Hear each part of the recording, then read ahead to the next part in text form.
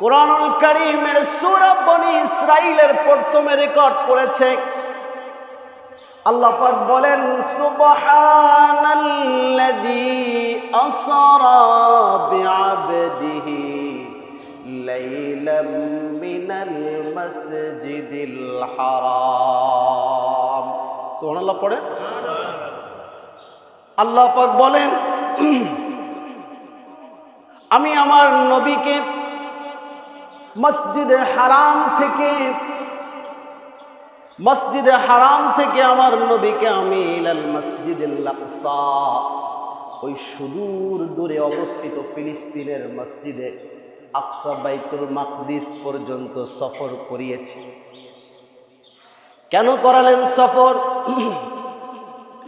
আয়াতের শেষে বলছেন রব্বুল আলামিন, লিউরিয়াহু মিন আয়াতিনা, আমি আমার নবীকে দেখাইতে চেয়েছি, ও নবী আমার ক্ষমতা কত বড়, আমার সিস্টেম কত বড়, আমি যেই পৃথিবী সৃষ্টি করেছি, যে আসমান সৃষ্টি করেছি, এই নিদর্শনটা দেখে আমি রব্বুল আলামিন আপনাকে আমার ক্ষমতার প্রভাব দেখাইতে চাই। আল্লাহ রাব্বুল আলামিন সূরাতুল বনী ইসরাঈলের একটি আয়াত, 1 নং আয়াতের মধ্যে কথাটা বললেন। তবে আল্লাহর নবী মুহাম্মদ সাল্লাল্লাহু আলাইহি ওয়াসাল্লাম, ওনার এক সাহাবী মালিক ইবনে সা'সা, নাম কি? মালিক ইবনে সা'সা,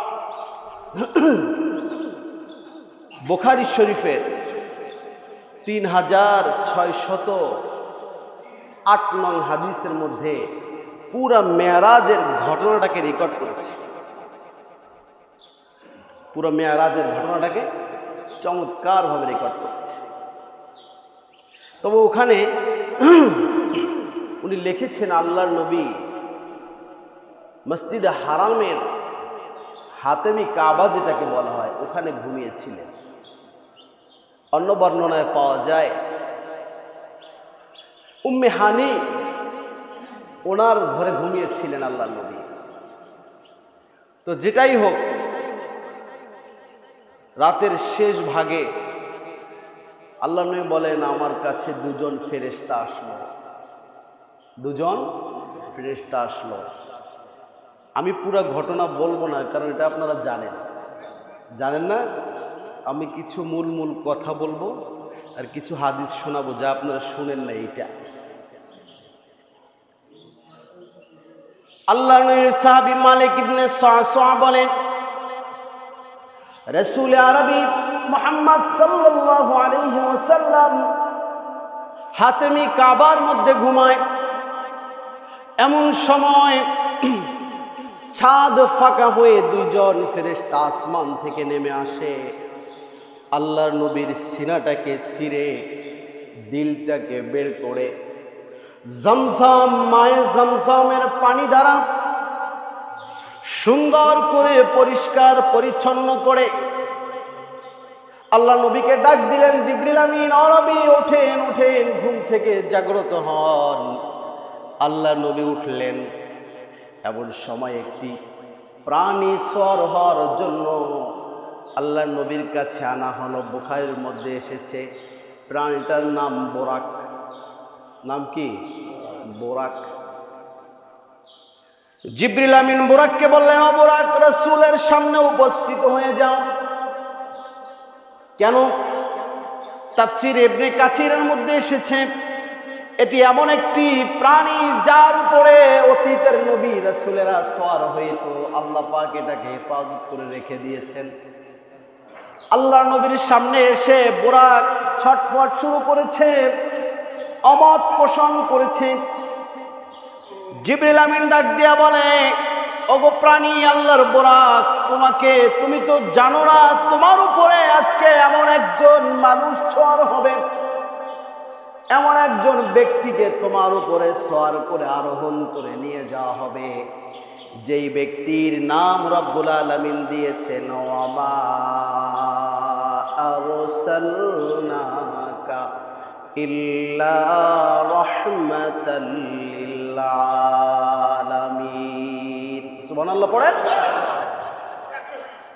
যেই ব্যক্তিকে দুনিয়ার জন্য নয়, শুধু আখিরাতের জন্য নয়, শুধু মুসলমানের জন্য নয়, শুধু পৃথিবীর মানুষের জন্য নয়, তাম পৃথিবীর, তাম আসমানের, তাম জান্নাতের সকল প্রাণীর জন্য রহমত যিনি বানিয়ে দিলেন তিনি কে? জিবরিল আমিন বলে, ও বুরাক, তুমি বুঝো, তুমি জানো, যেই ব্যক্তিকে তোমার উপরে আজকে সওয়ার করে নিয়ে যাওয়ার জন্য রব্বুল আলামিন আদেশ করেছেন, ইনি হচ্ছেন আখিরি জামানার নবী মুহাম্মদ সাল্লাল্লাহু। যাকে শুধু মুসলমান ভালোবাসে না, যাকে শুধু ইহুদি ভালোবাসে না, তাম পৃথিবীর সকল প্রাণী যাকে ভালোবাসে। আসমানের তারকা তার কথা শুনে, চন্দ্র তার কথা শুনে, তার রিকোয়েস্টে রব্বুল আলামিন সূর্যকে বলে, ও সূর্য থেমে যাও, একটু পরে অস্ত্র যাও। জমিন তার কথা শুনে, অবলা প্রাণীগুলো তার কথা শুনে, কথা বলার পরে বুরাক দেখা গেল ঘর্মাক্ত হয়ে গেল। ভয়ে বুরাকের শরীর থেকে ঘাম ঝরছে। আল্লাহর নবী বুরাকের মধ্যে উঠলেন। আল্লাহ নবীর সাহাবী মালিক ইবনে সা'সা বলেন, বুরাকের গতি এমন ছিল, এমন ছিল, এ ধরনের প্রাণী বলো, এ ধরনের যানবাহন বলো, পৃথিবীর জমিনে আজ পর্যন্ত কোন বিজ্ঞানী আবিষ্কার করতে পারে? সর্বপ্রথম এটা দেখাচ্ছে আল্লাহ পাক কুদরত। ওই যে বলেছে সূরা বনী ইসরাঈলে, লিনুরিয়াহু মিন আয়াতিনা ইন্নাহু হুয়াস সামিউল বাসীর। আল্লাহ পাক বলেন, আমি চেয়েছি আমার নবীকে আমার কিছু ক্ষমতা দেখাবো, আমি যে কত বড় শক্তিশালী, কত বড় প্রভাব আমার, এটা একটু দেখানোর জন্য আমি চাইলাম। সর্বপ্রথম ক্ষমতা আল্লাহ দেখালেন। এমন একটা প্রাণী আল্লাহ পাক পাঠিয়েছেন নবীকে নেওয়ার জন্য। এরকম প্রাণী পৃথিবীর কোনো বিজ্ঞানী সৃষ্টি করতে পারে? লক্ষ্য করে দেখুন, ক্যালিফোর্নিয়ায় সেই লস অ্যাঞ্জেলেসের মধ্যে একদিন নয়, 2 দিন নয়, এটা তো জাহান্নামের আগুন না? দেখি জাহান্নামের আগুন। আল্লাহ রাব্বুল আলামিন জাহান্নামের আগুন থেকে কিঞ্চিত আগুন দুনিয়ার বুকে পাঠালেন। এই আগুনকে ইব্রাহিমের জন্য জান্নাত করে দেওয়া হয়েছিল, ঠিক কি না? আল্লাহ পাক আগুন দিয়ে জ্বালানোর জন্য তখনকার পৃথিবীর বাদশা নমরুদ চেষ্টা করলো ইব্রাহিমকে জ্বালিয়ে দিবে। তামাম পৃথিবীর বড় বাদশা নমরুদ আল্লাহ পাক অর্ডার করলেন, কুলনা ইয়া নারু কুনি বারদান ওয়া সালামান আলা ইব্রাহিম। সুবহানাল্লাহ পড়েন। শুধু একটা আদেশ করলো রব্বুল আলামিন, শুধু বললো আগুনকে, আগুন থেমে যাও।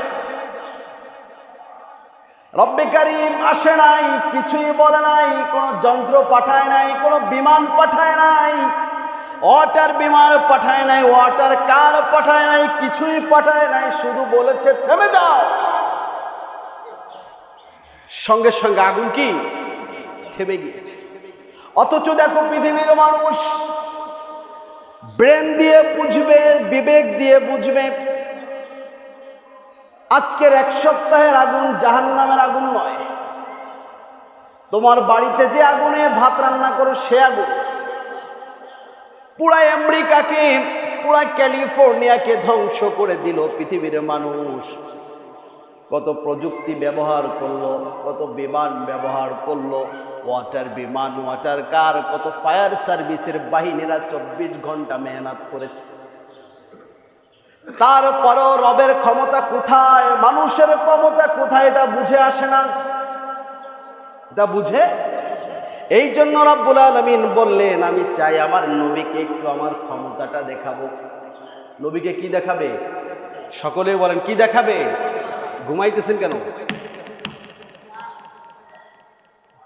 আল্লাহর নবী বুরাকে উঠলেন। এটার গতি কেমন ছিল?